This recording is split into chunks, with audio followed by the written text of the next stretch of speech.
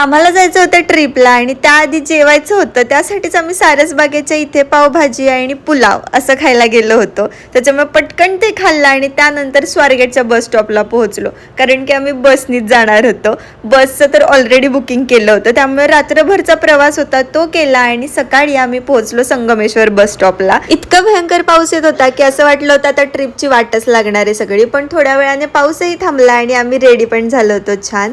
सगळं आवरून मग आम्ही ब्रेकफास्ट करायला गेलो. तिकडे पोहे, उपीट आणि सोबत जिलेबी पण खाल्ली. आमचा पहिला स्पॉट होता संगमेश्वर गावातील हे कर्णेश्वर मंदिर आणि हे मंदिर खरंच खूप सुंदर आहे, बाहेरून आणि आतून पण.